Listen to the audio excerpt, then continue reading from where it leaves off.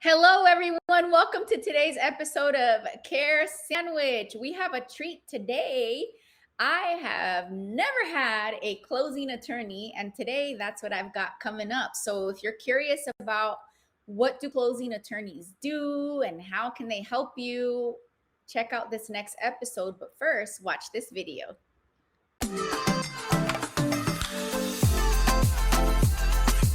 Welcome to Care Sandwich, the podcast where we dive into the success journeys of law firm owners across the country. I'm Margarita Eberline, your host and the founder of Marketing Boss, a fractional chief marketing officer firm for law firms. On this show, we'll explore the challenges, strategies, and victories that have shaped law firms and how they wrap every interaction with care.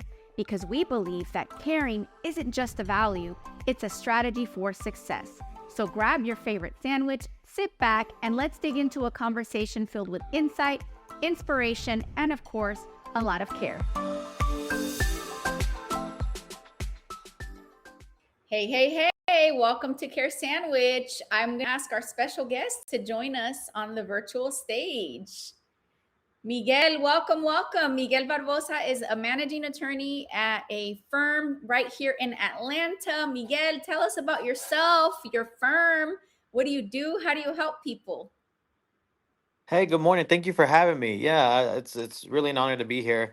I've born and raised here in Atlanta from Mexican parents. They migrated here and met here actually. And we lived on the south side of Atlanta near the airport in Fairburn, Georgia.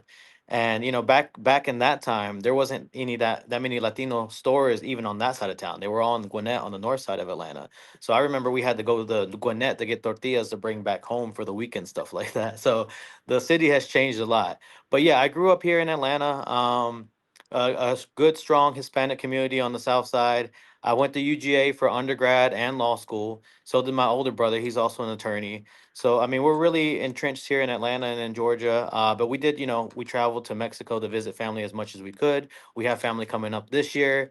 So, I mean, we kept our roots, but we're definitely, an Atlanta family here. That's So, great. So, funny story. When people ask me where I'm from, I always say I'm American, but proudly made with Mexican parts.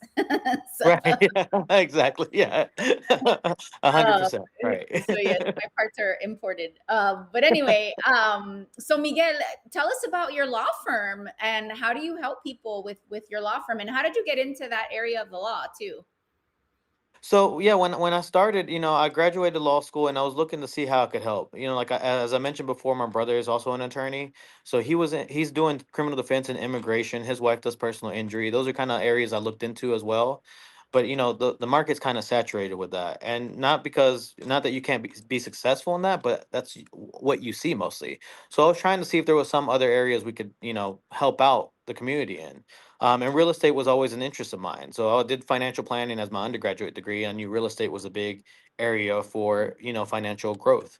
So I looked around and I found real estate, and I realized there was a huge need in the Atlanta area for Hispanic attorneys, that I can count off, my hands, probably like 10 Spanish speaking attorneys in real estate closings in Atlanta, really, that can help out the community when they're buying properties, right? So many people show up to the table and they don't know who they're speaking to or what's going on at the closing. Maybe their agent speaks Spanish, maybe their loan officer speaks Spanish, but if the attorney can't explain the documents they're signing to them, that's a big deal, right? It's one of the biggest financial commitments one is making in their lifetime, and they should be able to understand everything that's happening at the closing table. Right. My first closing that I did, I saw a Hispanic couple on the other end that didn't have a Hispanic loan officer, didn't have a Hispanic real estate agent, and they didn't have any idea what they were signing and what they were doing. And I just imagine my parents coming here and not knowing what they were signing and what they're getting into. And I was like, that's an area I can help in. So how do people find you? Like, how do you get involved in these deals? Because, and I have limited knowledge of real estate, so pardon my ignorance, but like, I don't know that I've ever thought to myself, who's going to be my closing attorney when I buy my home? It's Right. always who's going to loan me the money and who's going to help me buy that, find the house. Right, right, yeah, absolutely. And you have the choice of picking your attorney in Georgia, so you have that option. But most of that exactly what you said, you're going to find your attorney through either the person you're getting your loan from, your loan officer or your mortgage company, or your real estate agent. So really, the way people find me is through those connections. So I have a lot, I work with a lot of loan officers, I work with a lot of real estate agents, and we work as partners to try to, have a team for our clients so they can have somebody to speak to all the way around. Got it. So then if you're listening or watching and you're a loan officer or a realtor and you're thinking to yourself, I want to provide an excellent experience to my Spanish speaking customers, Miguel Barbosa is your guy. How do they get a hold of you? How do they get in touch with you to get you involved in some deals? So, I've joined McMichael Gray recently, and this is, a great firm, and really a great place for me to be in because they were so supportive, right? So I've worked in a couple different other firms, and everybody says, they want to help out the community, but it's really like once you get in there, they just want you to answer the phone calls and just kind of handle it yourself without any You mean they support. don't mean it? You mean they don't mean it Right. when they say Big they care? surprise, right? But Michael and Gray has been great. They were like, we're gonna hire your whole team. Anybody you need, staff, any other attorneys you want to hire. Let's build this out so we can help the community. They've been wanting to help the community. They just didn't know how. And so that's why I'm here as the managing attorney of the Spanish division and the Latino division to help grow this market area for us and to help reach the community in a better way, right? Most firms have one or two attorneys that speak Spanish and they don't really have staff. So those attorneys have to answer all the calls, all the emails, and they don't really have time to help people, right? So here we're trying to build the whole department so everyone can help people and we can give the best service to the clients that's possible, really. Hey there, I hope you're enjoying the conversation and your sandwich as much as we are. I want to take a moment to share a few words about our sponsor, Marketing Boss. If you're a law firm owner looking to supercharge your growth, our team at Marketing Boss is here to help. We've got over a decade of experience and a proven track record, and we specialize in growing law firms like yours with data-driven marketing leadership. So if you own a law firm and you're ready to get a predictable, steady flow of cases from your marketing, let's connect at marketing-boss.com. That's great. And I think it's beautiful that you're helping an underserved, community. So I was born and raised here in Georgia. I immigrated from California. It's not Yeah, even, yeah. I'm joking. I shouldn't be using that word, but I came here from California. And I was culture shocked. Because in Southern California, where I grew up, like everybody's Mexican, everybody speaks Spanish. Right. Yeah. And then I come here, and to your point, I had to commute to go get tortillas when I first moved here, Right. Yeah. like 18 years ago. And then they weren't any good; they were stale. Right. Yeah. Mission, no offense to Mission, but y'all are not the best.